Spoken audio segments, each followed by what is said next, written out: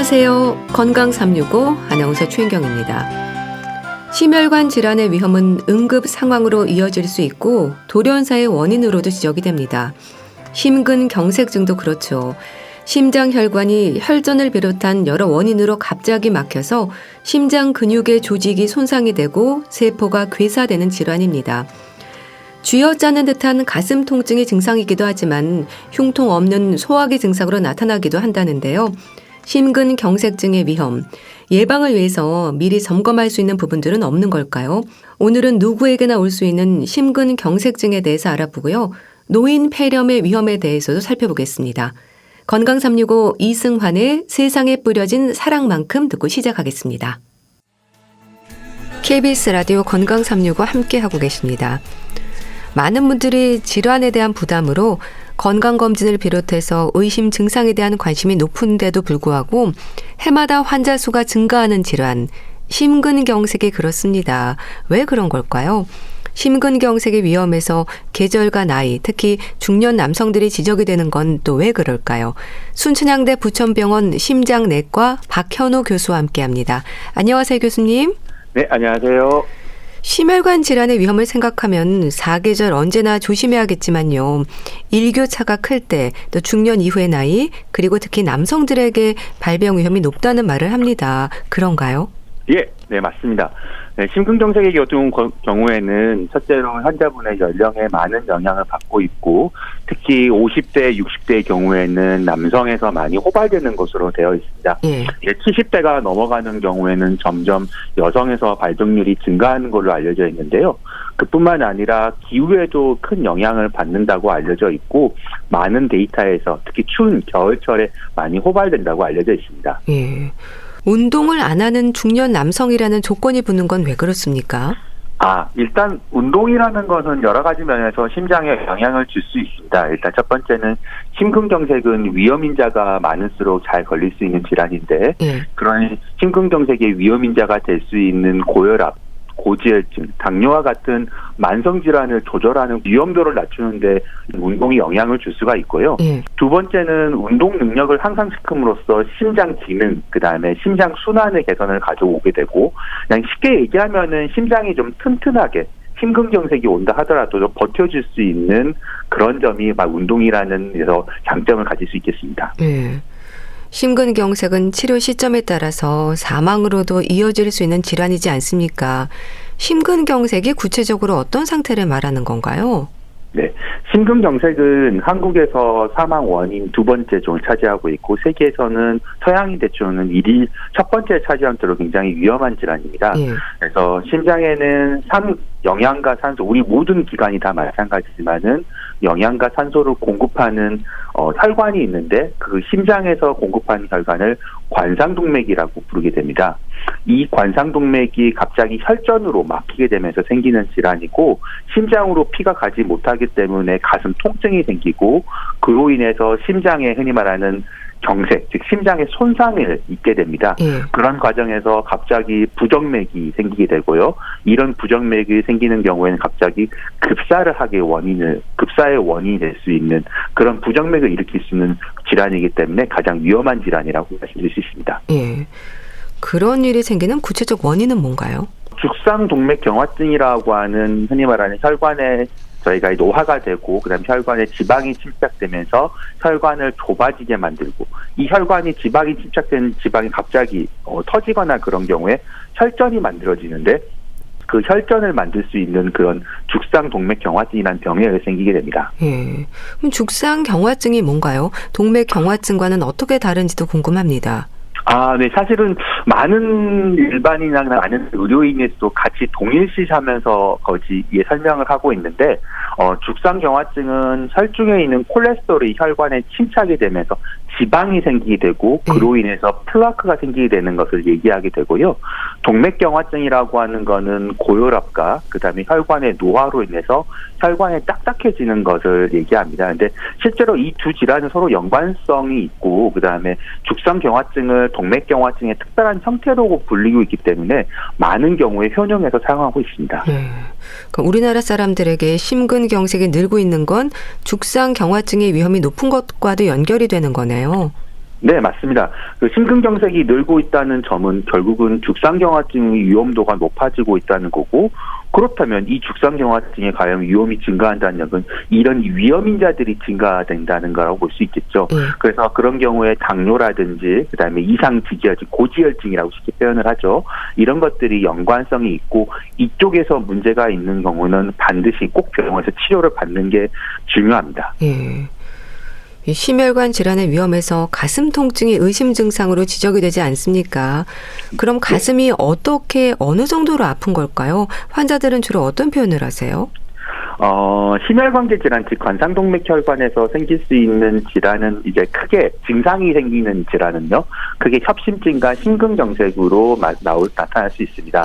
협심증의 경우에 같은 경우에는 특히 운동시 통통, 그러니까 가만히 있고 쉬고 있을 때는 괜찮은데 맥박수가 빨라질 수 있는 빠른 걸음을 걷거나 계단을 오를 때 흉통이 느끼는 경우가 많고요.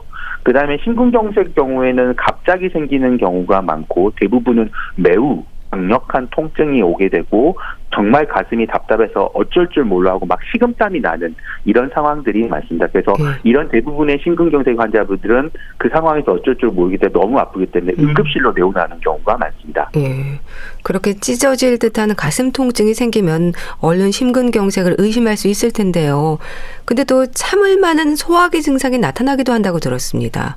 예, 맞습니다. 이제 고령의 경우나 아니면은 여러 가지 만성 질환들이 많은 경우에는 실제로 참을 만한 소화기 증상으로 드물게 나타나기도 하는데요. 대부분 환자분들은 확실한 증상으로 오시겠고, 그다음에 요즘은 사실은 심전 응급실이 대부분 프로토콜 세팅 같은 게 많이 잘 돼 있기 때문에 웬만한 모든 응급실에서는 심전도를 먼저 찍고 오는 경우가 많고, 그런 경우에 문제가 있으면 바로 연락이 오기 때문에 요즘은 대부분 큰 문제가 없지만 정말 애매한 증상으로 오는 경우에는 가끔 지체가 되는 경우도 있지만은 저희가 이제 피 검사를 통해서 후에 심근 수치가 올라가 있으면 다시 연락이 오기 때문에 많이 지체되지는 않습니다. 이 심근경색에 의심이 될 때요, 스스로 병원을 찾는 분들도 있겠지만 쓰러져서 119 구급대에 실려오는 경우도 많을 텐데요. 그럼 병원에 도착하면 어떤 검사로 확인을 하나요? 네, 이제 심전도하고 결국 심근 효소 수치라고 하는 심근이 손상이 될 때 올라가는 수치를 검사하는 피 검사가 있는데 그 두 개가 가장 큰 메인입니다. 그래서 흉통으로 응급실로 오시게 되면은 환자분의 증상이라든지 상태를 바로 확인하고 그다음에 심전도를 체크를 하고요. 심전도 때 이제 체크를 해서 심근경색 때 보이는 그 심전도의 특징이 있는데 그 특징이 보이는 경우에는 바로 응급으로 심혈관 조영술을 시행하게 되고 그다음에 심근경색이 맞다고 판단되는 경우에는 바로 그 자리에서 관상동맥 중재 시술을 시행하게 됩니다.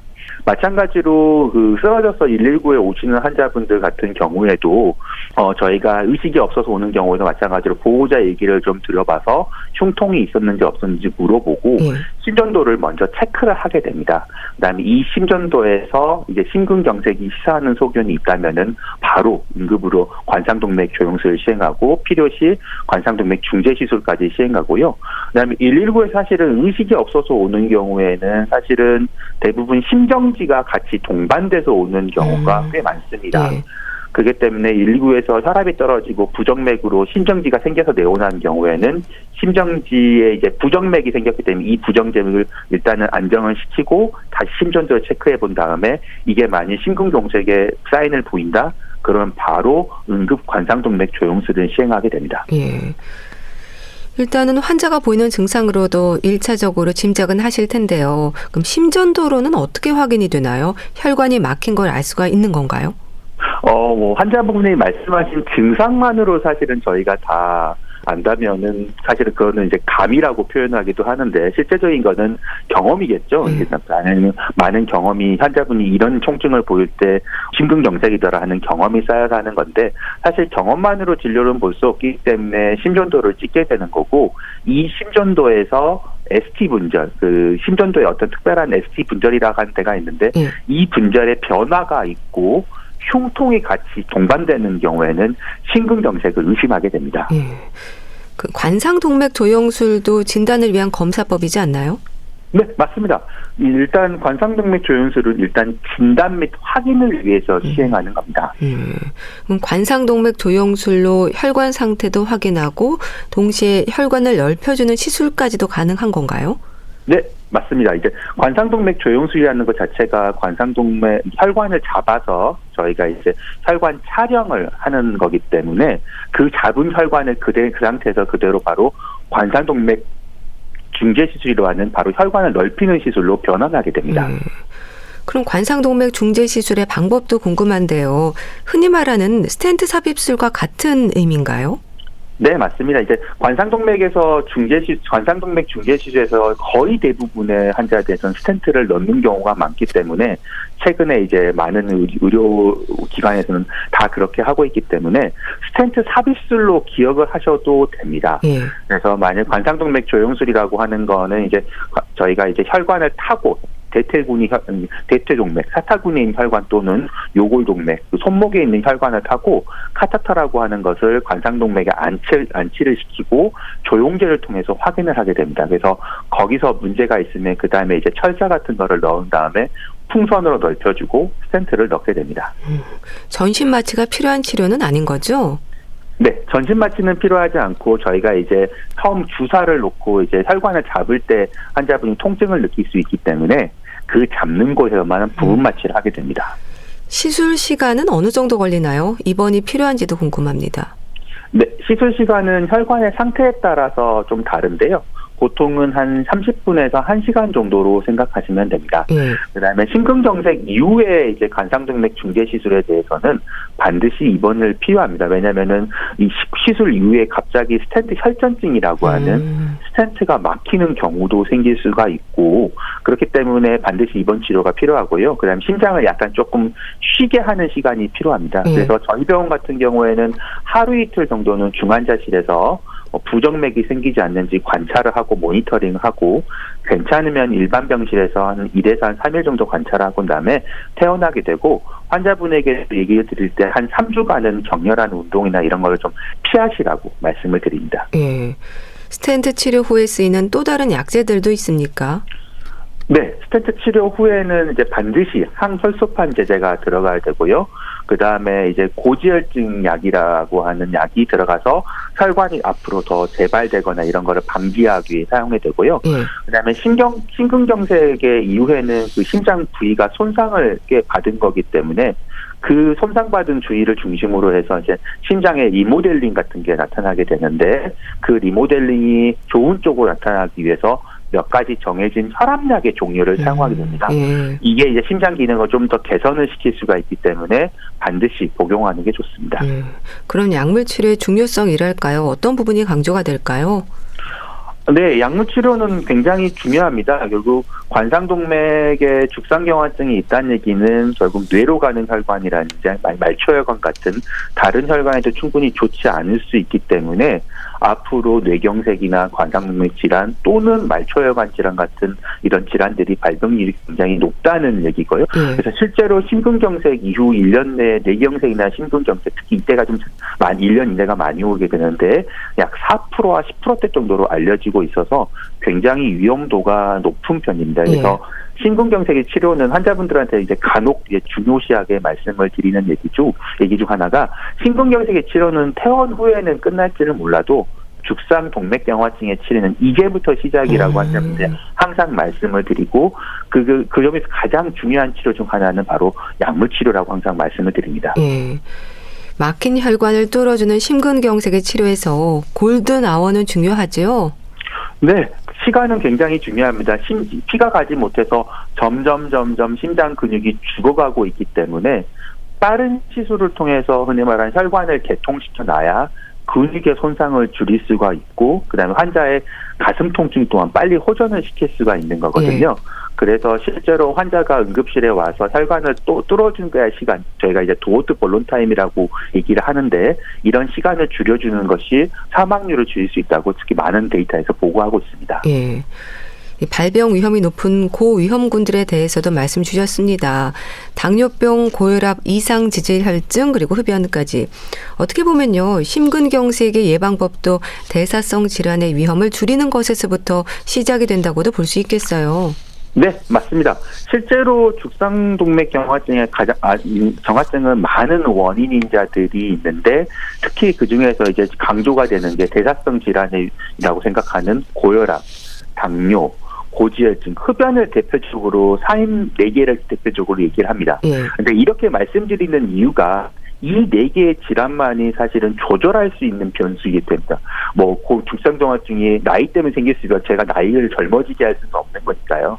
그래서 이런 거를 조절하는 방법에서는 결국 생활습관 교정과 약물 치료가 가장 대표적인 방법인데 이제 생활 같은 경우에는 환자분들이 요즘 많은 매체를 통해서 접하고 있기 때문에 많이 아시겠지만은 대표적으로 운동요법과 그다음에 식사가 있겠고 운동요법 같은 경우에는 일주일에 3번 이상 30분 이상 주로 이제 심장에 안 좋은 환자분들은 큰 근육이나 이런 걸 사용하는 게 좋고 그런 운동을 해주는 게 좋고 그다음에 유산소 운동을 해주는 게 좋고요.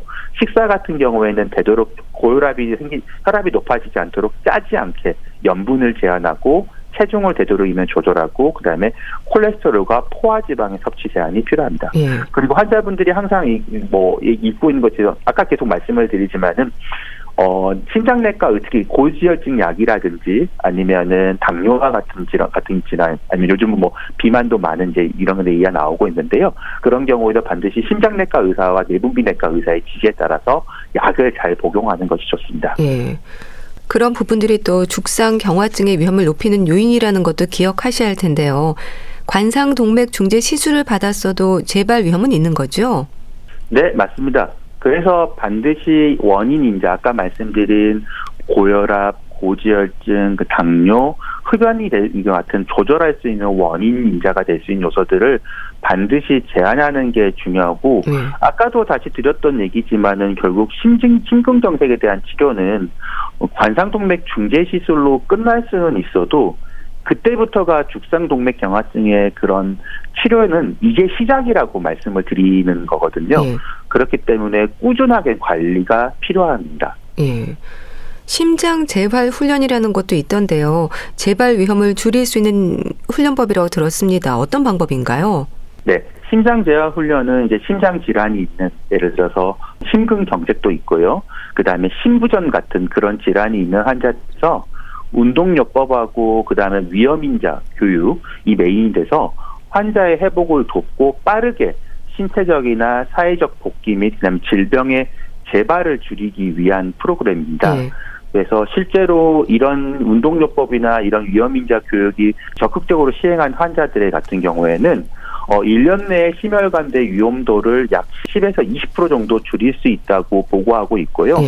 실제로 이로 인한 사망률을 약 40%, 어떤 데는 많은 데는 50%까지 줄일 수 있다고 보고하고 있어서 많은 도움이 되고 있어서 현재 지금 많은 병원에서 이런 심장 재활 훈련을 프로그램을 이제 하고 있습니다. 오늘 심근경색에 대한 말씀을 들었습니다. 시간과의 싸움일 수도 있는 심근경색. 이런 증상이 있다면 되도록 빨리 병원에 가야 한다 짚어주세요. 네. 많은 얘기를 들었지만은 결국 심근경색이라고 하는 거는 사실 저희가 예측을 하면은 정말 좋겠지만은 사실 심근경색은 정말 갑작스럽게 오는 질환입니다. 그렇기 때문에 특히 이제 갑작스럽게 오지만은 위험인자들이 이런 걸 생기게 하는 요소들이 몇 가지가 있는 거는 맞는 거죠. 그렇기 때문에 나이가 들면서 점점 증가하는 질환이고 위험인자 아까 말씀드린 고혈압, 고지혈증, 당뇨, 흡연과 같은 그런 위험인자가 많은 경우에 더 위험도가 사망률도 높아지는 질환입니다.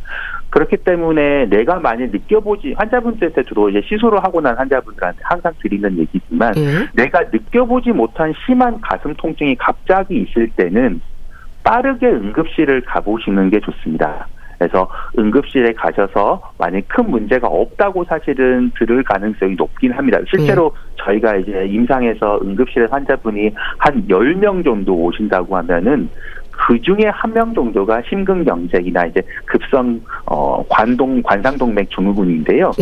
근데 실제로 그러면 환자분들한테 이제 표현을 할 때 10번 중에 1번 정도가 아마 맞을 겁니다라고 환자분한테 말씀을 드리는데 이 심장 질환이라고 하는 거는 생명하고 관련이 있는 거기 때문에 이 한 번으로 생명을 살릴 수 있는 거라면은 반드시 흉통이 있을 때는 응급실이나 근처 병원 아니면 가까이 있는 병원에서 의사와 상의한 다음에 심전도로도 빨리 체크를 해보는 게 좋습니다. 예. 특히 아까 말씀드린 위험인자 고혈압, 고지혈증, 흡연, 당뇨 이런 것들이 있고 그다음에 고령의 환자인 경우에는 더욱 이런 부분을 좀 신경을 써서 병원을 가까이 하시는 게 좋습니다. 그래서 환자분들한테 항상 저도 이제 얘기를 드릴 때 연세가 드실수록 병원하고 친해지는 게 좋습니다라고 편하게 말씀을 드리거든요. 예. 실제로 의료나 이런 것들이 접근성이 나쁜 나라는 아니기 때문에 그냥 와서 가슴이 아픈데 어떻게 해야 되나요? 이런 것들 쉽게 물어볼 수 있는 나라이기 때문에 그런 것들을 조금 더 활용하시는 게 좋으실 것 같습니다. 예. 그럼 심근경색으로 스텐트 삽입술을 받은 분들이나 가족력이 있는 분들은 특히 어떤 부분들에 민감해야 할까요? 살펴야 하는 부분들이 있을 텐데요. 그렇죠. 그런 경우에는 저희가 가족력이 있거나 해서 실제로 외래에서 불안해해서 오시는 환자분들이 꽤 있습니다. 이제 그럴 때 저희가 이제 하는 거는 아까 말씀드린 이런 위험인자들을 최대한 없애려고 노력을 하는 거고요. 그래서 혈압이 높은지를 체크를 하고 당뇨가 있는지 체크를 하고 특히 이제 가족성 고지혈증 같은 경우가 간혹 있거든요. 근데 이런 것들이 없는지를 체크를 해서 그런 것들이 없다라고 하면은 이제는 첫 번째 환자분에게 안심을 주고 아까 말씀드린 대로 가슴 통증이 있거나 아니면 협심증이 생길 수 있는 운동 시에 가슴 통증이 생기거나 그럴 때는 반드시 오시라는 걸 권해드리고요. 만일 가족력이 있고 그다음에 콜레스테롤 수치가 약간 조금 높다라든지 LDL 콜레스테롤 수치나 이런 높다고 한다면은 그럴 때는 환자분들에게 그냥 빠르게 고지혈증 약을 권해드립니다. 왜냐하면 요즘 고지혈증 수치가 낮으면 낮을수록 이런 심혈관계 질환이 낮아진다라는 보고가 많이 보고되고 있기 때문에 환자분들에게 이런 경우에는 빠른 고지혈증 약을 드실 거를 권해드리고 있습니다. 예. 심근경색도 그렇고 협심증도 그렇고요. 심혈관 질환에 조심하셔야 할 텐데요. 협심증 환자들은 증상이 있을 때 혀 안쪽에 니트로글리세린을 넣지 않습니까? 심근경색의 응급 대처는 없을까요? 심근경색은 갑자기 생길 수 있는 질환이기 때문에 실제적으로 그 상황에서 니트로글리세린을 가지고 있는 환자들은 많지는 않을 거라고 생각이 됩니다. 그래서 심근경색은 아까도 말씀드렸지만 가장 중요한 것은 빨리 와서 혈관의 재개통 또는 약물 치료 같은 걸 하는 게 좋기 때문에 그냥 빨리 응급실로 오시는 게 제일 좋은 방법이고요. 그다음에 협심증을 기존에 안고 있던 환자분들이 심근경색이 오는 경우에는 이제 저희가 이제 스텐트 치료를 하고 니트로글리세린이라는 걸 주기 때문에 그런 경우에는 니트로글리세린을 넣고 오는 것도 하나의 방법인데, 근데 간혹 이런 니트로글리세린이 혈관에 심근경색이 생기는 위치에 따라서 너무 혈압을 낮추거나 그럴 수도 있기 때문에 되도록이면은 그냥 빨리 응급실로 오시는 게 그리고 가장 가까이 있는 빠른 응급실로 가시는 게 가장 중요할 거라 생각됩니다. 네. 심근경색과 관련해 자세히 알아봤는데요. 순천향대 부천병원 심장내과 박현우 교수와 함께했습니다. 감사합니다. 감사합니다. KBS 라디오 건강365 함께하고 계신데요. 이용주의 세월의 시 듣고 다시 오겠습니다.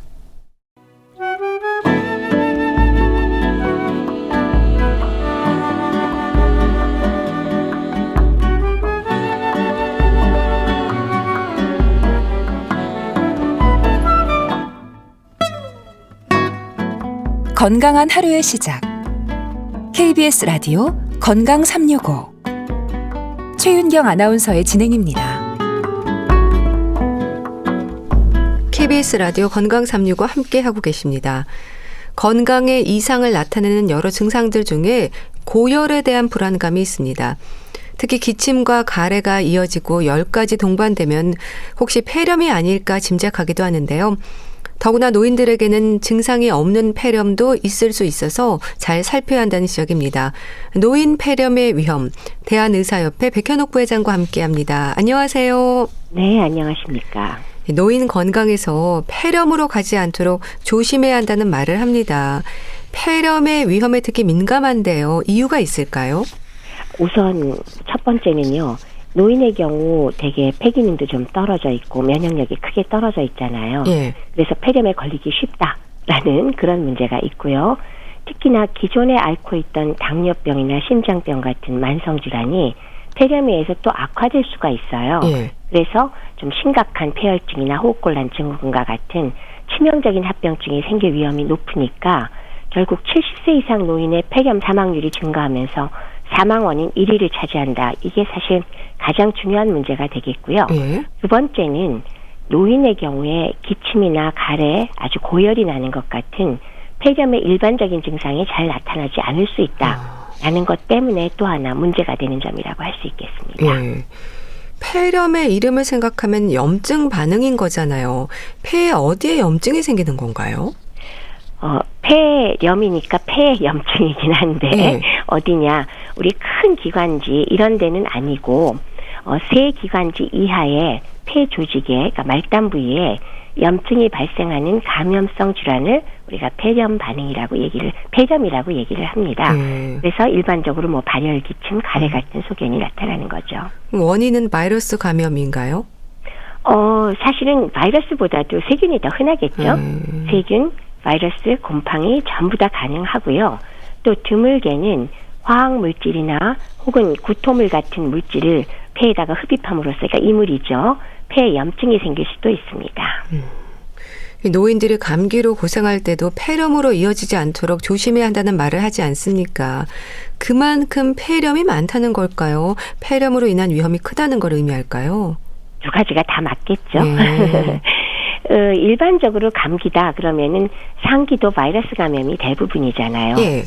근데 여기에서 파생해서 기도의 아래쪽 하기도까지 염증이 진행되고 또 2차 세균 감염까지 동반이 되면 폐렴으로 진행될 수 있다는 것, 이것이 문제가 되고요.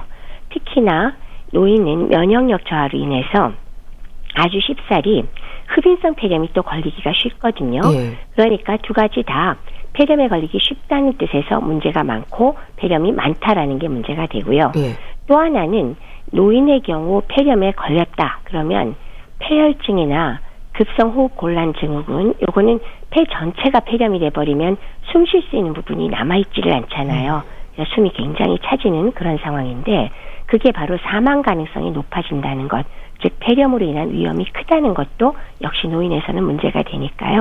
두 가지가 다 문제가 된다고 해야겠습니다. 노인에게 폐렴이 발생하면 치료를 받아도 악화되기 쉽다는 말도 그래서 있는 거네요. 네, 맞습니다. 젊은 분들이야 치료를 제때 시작하기만 하면 금방 잘 반응하고 호전될 가능성이 크지만요. 노인은 치료를 시작해도 약물에 대한 반응도도 떨어지고 중증으로 진행될 가능성이 크니까 문제가 커질 수가 있습니다. 폐 기능이나 면역력이 떨어져 있는 것뿐 아니라 이제 앓고 있는 당뇨병이나 심장병과 같은 만성 질환이 폐렴으로 악화될 수도 있는 건가요? 그렇죠. 이렇게 만성 질환을 앓고 있는 분들은 사실 폐렴 걸리기도 쉬워요. 면역력이 떨어져 있기 때문에. 근데 이런 만성 질환을 앓고 있는 분이 일단 폐렴 진단을 받으면, 폐렴을 앓게 되면 이게 중증으로 진행할 위험도가 굉장히 높아지면서 기존의 기저질환이 같이 악화될 우려가 많습니다. 그래서 상호 이제 악화되는 건데 뭐 천식과 만성 폐쇄성 폐질환 환자의 폐렴 발병률 자체가 일반 성인에 비해서 7.7배에서 9.8배 엄청나죠. 또 심혈관 질환자는 3.8배에서 5.1배, 당뇨병 환자는 2.8배에서 3.1배 정도 높았고요. 그리고 이 노인성 폐렴의 위험 인자로 만성 폐질환, 심장질환, 알코올 중독, 70세 이상의 고령, 그리고 요양원에 재원하고 있는 것도 위험도가 1.8배 이상 높은 걸로 알려져 있는데 문제는 이렇게 됐을 때 역시 폐렴이 걸리면 가지고 있던 당뇨병, 심장병 여러 가지 질환이 악화가 된다는 것이 실제로 큰 문제가 됩니다. 또 그렇게 앓고 있는 만성 질환이 있는 경우에는 폐렴이 생기면 중증 폐렴으로 진행할 위험이 높고 또 폐렴으로 인해서 기저질환이 악화될 위험도 크고 악순환일 수 있는 거네요. 정확하게 말씀해 주셨어요. 방금 말씀드렸듯이 취약하다, 즉 잘 건린다라는 뜻은 그중에서 만성기관지성 질환 몇 가지 분들은 최대 10배까지, 심혈관 질환자는 5배까지, 당뇨병은 3배까지 폐렴 걸리기가 쉽다고 말씀드렸잖아요. 예. 그런데 폐렴에 걸리면 전신 염증 반응이 일어나기 때문에 당연히 기존 갖고 있던 뭐 기관지 질환이라든지 심혈관 질환이라든지 당뇨병이 악화가 됩니다. 당연히 이런 염증 생기면 혈당도 더 올라가고 합병증도 많아지고요. 심혈관 질환도 역시 혈관 질환 문제가 더 진행될 수 있거든요. 예. 그래서 물고 물리는 악순환이 일어나게 되니까 문제가 더 커질 수가 있습니다. 또 노인성 폐렴에서 특히 흡인성 폐렴의 위험에 대한 지적도 있던데요. 흡인성 폐렴이 뭔가요? 젊은 사람한테는 사실 흔한 게 아니죠. 흡인성 폐렴이라는 건 결국 뭔가 폐 쪽으로 흡인이 됐다는 뜻인데 예. 사실 노인성 폐렴의 경우 원인 중에 상당수를 차지하는 것이 흡인성 폐렴입니다. 즉 구강 분비물이나 혹은 위에 있는 내용물이 올라오면서 이런 이물질들이 기도로 흡인돼 버리는 거죠. 예. 기도로 잘못 들어갔기 때문에 폐에 염증이 발생하는 그런 상황의 폐렴을 이야기하게 되고요. 예. 특별한 지병이 없을 때라도 노인의 경우는 자는 동안에도 증상이 별로 없이도 기도로 살짝 흡인되는 경우가 흔히 일어날 수도 있고 또 이러한 것이 몸의 상태에 따라서 폐렴으로 이어지기도 합니다. 뿐만이 아니라 뇌혈관 질환이나 퇴행성 뇌신경계 혈관을 갖고 있을 때는 목 주변에 삼키는 근육이 약화돼서 연하곤란이라든지 또는 기침 반사가 저하되는 것 많이 동반되잖아요. 그럴 경우에 흡인성 폐렴의 위험성은 더욱 높아집니다. 그래서 구강 위생에도 신경 써야 되고요. 경구 식사를 할 때 사례가 걸리는 빈도가 자꾸 생긴다면 진료를 받아보셔서 문제가 있는가를 확인해 볼 필요가 있겠습니다. 그렇게 생길 수 있는 여러 합병증의 위험이 환자를 좀 힘들게 하겠어요. 그렇죠. 폐렴이 진행됐을 때 면역력이 떨어져 있으면은 사실 그게 폐에만 국한돼서 젊은 사람처럼 치료만 하면 바로 해결이 되면 좋은데 면역력 저하되어 있는 상태에서는 주변으로 퍼져서 문제를 일으키고 그러니까 국소적 문제도 일으키고요. 또 전신으로 번지면서 문제가 발생하게 되는데 가장 흔한 문제가 바로 피 속에 세균이 돌아다니면서 온몸의 염증을 유발하는 폐혈증을 꼽을 수가 있겠습니다. 그 폐혈증 말씀하셨지만 흉막염, 폐혈증, 호흡곤란 증후군과 같은 합병증의 위험도 치명적일 수 있다고 들었습니다. 그렇습니다. 그러니까 방금 말씀드린 폐혈증의 경우는 이제 전신적으로 문제를 유발하는 것이 되겠고요. 국소적인 문제로서는 폐를 둘러싸는 막에 염증이 생기는 흉막염이라든지 그 결과로 흉수가 찬다든지 아니면 거기에 농양이 생긴다든지 이런 문제도 유발할 수가 있고요. 전신적인 문제는 방금 말씀드렸듯이 전신에 혈류를 타고 세균이 돌아다니면서 염증이 퍼지는 폐혈증이 일어날 수 있고 또 폐에 전반적으로 염증이 생겨서 기능을 할 수 있는 폐 조직이 줄어들면 아주 심한 호흡곤란 증후군 같은 합병증이 생기는데 이건 전부 다 치명적이 될 수가 있기 때문에 문제가 되겠습니다. 폐렴의 위험이 생기지 않도록 조심하고 또 빨리 발견하는 게 중요할 텐데요. 노인들에게는 고열에 기침, 가래와 같은 폐렴의 대표적인 증상이 나타나지 않는 폐렴도 있다면서요? 어떤 면에서는 있다 정도가 아니라 노인에서는 오히려 전형적인 급성호흡기 증상이 나타나지 않는 경우가 더 많다라고 하는 게 맞겠습니다. 그래서 뭐 가벼운 기침, 가래, 미열 뭐 이런 정도가 그러니까 감기라고 생각할 정도? 그 정도는 아주 흔하고요. 그거 외에 아예 호흡기 증상 자체가 하나도 없이 갑자기 기력이 떨어지고 입맛이 없어지거나 식사를 못하거나 그다음에 대소변을 못 가리거나 좀 정신이 왔다 갔다 하면서 헛소리를 하는 등 좀 막연한 증상들 있죠. 그런 걸로 발현되는 경우가 상당히 많다 그럽니다. 그래서 단순히 노환이다 혹은 체력이 떨어져서 그런 것이다 라고 생각하기가 매우 쉽거든요. 그래서 집에서 이거 별거 아니지 그러고 내버려 두었다가 실제로 병원까지 모시고 갈 때까지 폐렴 진단되기까지 말이죠. 소요되는 시간이 매우 길어지게 될 수가 있죠. 그러면 치료 시점을 놓쳐서 상당히 악화되고 사망으로 이어질 우려가 매우 높아집니다.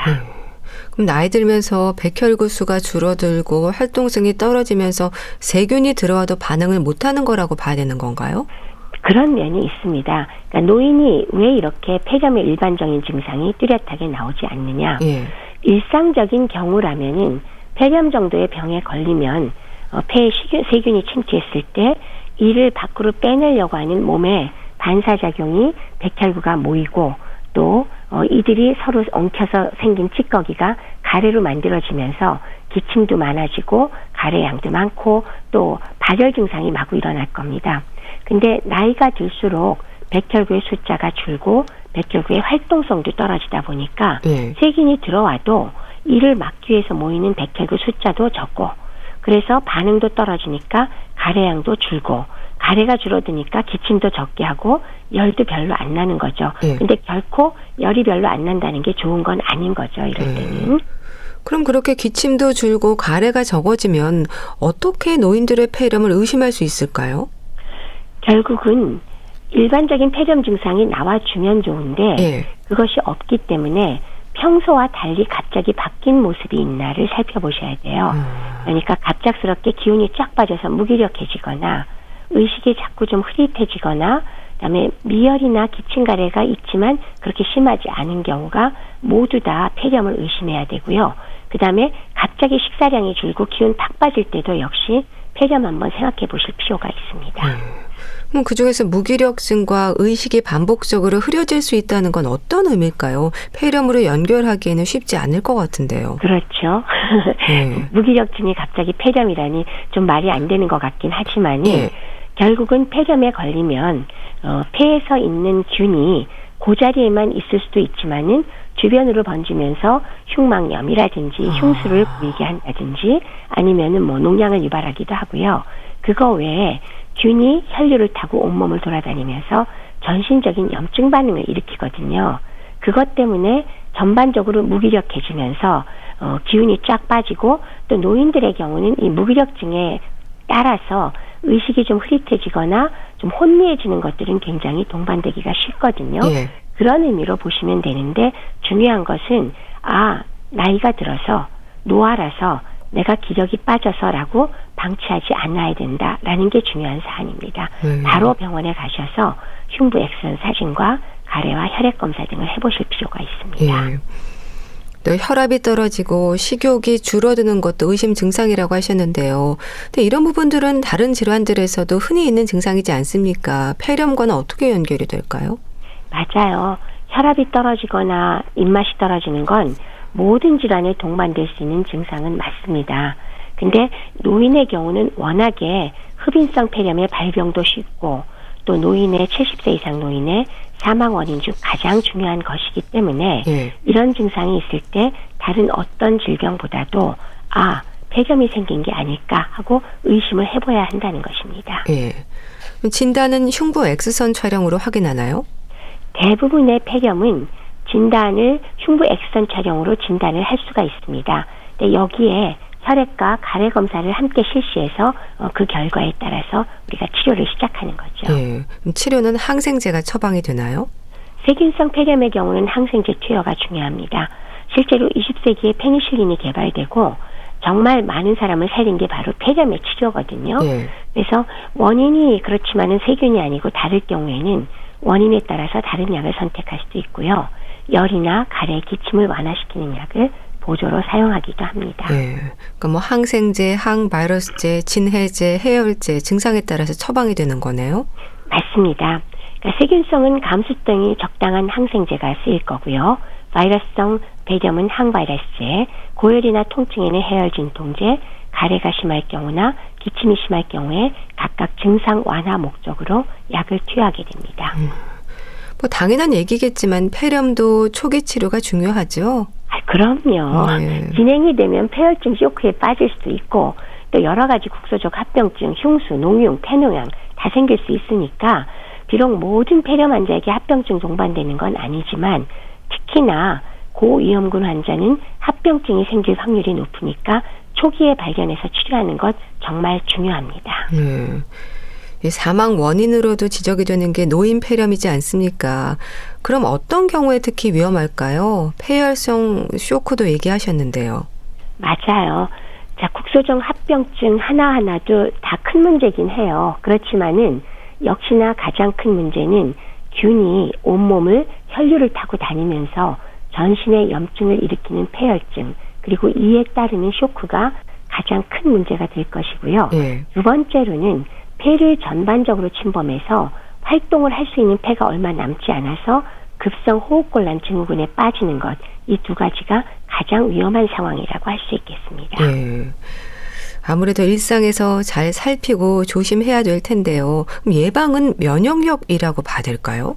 그렇죠. 자신의 면역력이 좋아야 예방이 가능하다는 것, 이건 모든 질환에 있어서 상식 아닐까 싶습니다. 그럼 이 면역력을 높이는 방법, 특히 신경 써야 하는 부분들이 뭘까요? 그러니까 평소에 면역력을 유지 강화하기 위해서는 당연히 좋은 생활 습관을 지킬 필요가 있겠죠. 예를 들면 구강위생을 철저히 하고 영양 상태를 개선하는 것 가장 중요하고요. 따라서 규칙적인 식사, 물도 많이 드시고 수면 충분히 규칙적으로 하시고 운동 또한 필수입니다. 그리고 과로, 음주, 흡연 모두 삼가하시고요. 또 손을 자주 씻어서 균에 감염되지 않도록 하고 적절하게 실내 온도와 습도를 유지하는 노력도 필요합니다. 그러니까 가장 기본적인 건강 수칙을 지키는 게 면역력을 높이는 방법이라는 얘긴데요. 결국 건강 습관을 생활화하는 게 가장 중요한 거겠죠? 네, 그렇습니다. 이게 하루만 잘 지키고 다음 날은 대충 지내도 되는 게 아니라는 거죠. 꾸준히 생활화해서 유지하는 것이 정말 중요하다라는 얘기입니다. 폐렴구균 예방접종에도 좀 신경을 써야 하지 않을까 싶은데 어떨까요? 그 노인성 폐렴의 위험을 줄이는 그 방법 중에 예방접종 정말 중요하잖아요. 당연히 폐렴구균 예방 백신도 있고 또 하나 중요한 게 뭐죠? 매년 맞아야 되는 인플루엔자, 독감 백신 두 가지를 반드시 맞아야 됩니다. 65세 이상이면은 두 가지 무조건 맞으시고요. 폐렴구균의 경우는 23가 예방접종의 경우는 한 번만 맞으시면 되고요. 13가와 23가 차례로 맞아서 1년 순서로 맞을 수도 있습니다. 그리고 독감은 매년 맞으셔야 된다는 거 잊지 마시기 바랍니다. 그리고 기침이나 가래가 있어도 심하지 않고 또 고열이 아닌 미열에도 의심을 좀 해봐야 될까요? 그렇죠.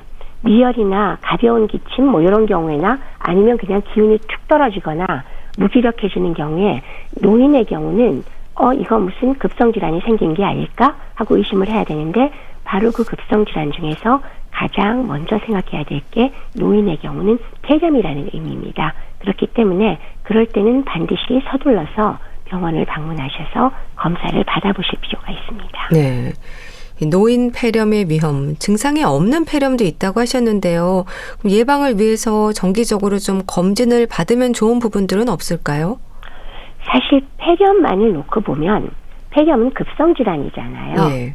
급성질환은 사실 정기검진을 활용해서 찾는다는 것은 효율이 많이 떨어지죠. 그래서 원래 폐렴 검진을 위해서 정기검진은 아니지만은 그럼에도 불구하고 계속 말씀드리지만 평소와 다른 모습을 보이고 무기력해질 경우에 바로 가까운 병원에서 진찰과 검사를 받는 것은 필요하다. 그리고 예방을 위한 병원 방문은 어떻게 하느냐. 예방접종을 제대로 하셨나 체크해 보시고 제때 예방접종을 하시고 두 번째는 다른 만성질환이 노인들이 동반돼 있나 여부와 그리고 이 만성질환들이 잘 관리되고 있는가를 정기적으로 검진을 받는다. 이것은 필요하리라고 생각이 됩니다. 네. 노인 폐렴의 위험에 대해서 짚어봤는데요. 대한의사협회 백현옥 부회장과 함께했습니다. 말씀 잘 들었습니다. 감사합니다. 네, 감사합니다. 강산에 거꾸로 강을 거슬러 오르는 저 힘찬 연어들처럼 보내드리면서 인사드릴게요. 건강365 아나운서 최인경이었습니다. 고맙습니다.